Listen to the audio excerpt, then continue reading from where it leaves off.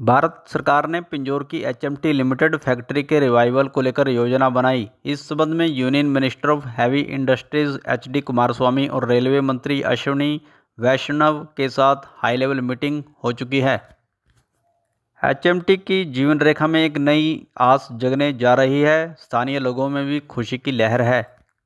वीरवार 10 बजे मिली जानकारी के अनुसार भारत सरकार पिंजौर शहर की एचएमटी लिमिटेड फैक्ट्री के रिवाइवल को लेकर क्या योजना बना रही है। इसी संबंध में सूत्रों के हवाले से खबर आई है कि union minister of heavy industries HD Kumaraswamy और रेलवे मंत्री अश्विनी वैष्णव के साथ उच्च स्तरीय मीटिंग का आयोजन किया गया था।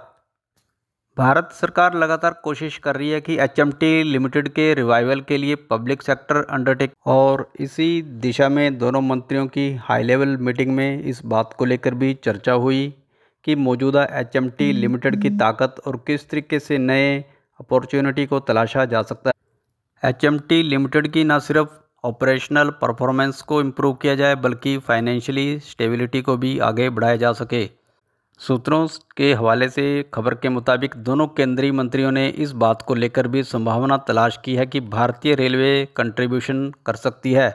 कुछ नई ऑर्डर बुक प्लेस करके एचएमटी लिमिटेड के यहाँ पर संभावनाएं बन रही हैं कि उसको कुछ नए ऑर्डर्स भारतीय रेलवे से मिल सकते हैं। और अगर ऐसा होता है तो जाहिर सी बात है कि इसके चलते न सिर्फ एचएमटी लिमिटेड के जो परफॉर्मेंस है उसमें सुधार आएगा बल्कि उसकी जो फाइनेंशियली परफॉर्मेंस है वो भी काफ़ी सुधार देखने को मिलेगा, उसमें स्टेबिलिटी नज़र आएगी। दोनों ही मंत्रियों ने इस बात पर सहमति जताते हुए अपने ही अधिकारियों से साफ तौर पर दिशा निर्देश दिए हैं कि कंक्रीट रोड मैप तैयार किया जाए और यह भी देखा जाए कि किस तरीके से भारतीय रेलवे में नए ऑर्डर बुक प्लेस किए जा सकते हैं।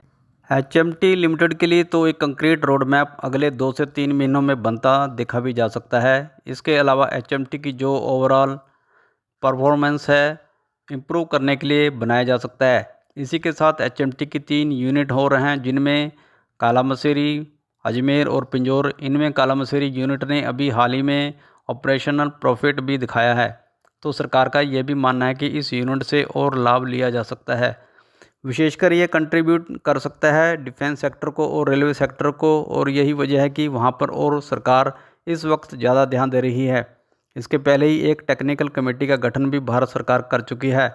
इस टेक्निकल कमेटी का लक्ष्य यही रहेगा कि वे एक डिटेल्ड रोड मैप लेकर आएंगे, लॉन्ग टर्म रोड मैप, ताकि एचएमटी लिमिटेड के जो एसेट्स हैं उनका किस तरीके से बेहतर उपयोग किया जा सके, उनको मोनेटाइजेशन किया जा सके। और कुल मिलाकर एचएमटी लिमिटेड का जो कंट्रीब्यूशन होगा वो न सिर्फ मेक इन इंडिया इनिशिएटिव को मजबूत करने के लिए होगा बल्कि 2 अहम सेक्टर डिफेंस सेक्टर और रेलवे सेक्टर की तरफ भी रहेगा, ताकि दोनों ही दिशाओं में वे अपने अपने लिहाज से कंट्रीब्यूट कर सके।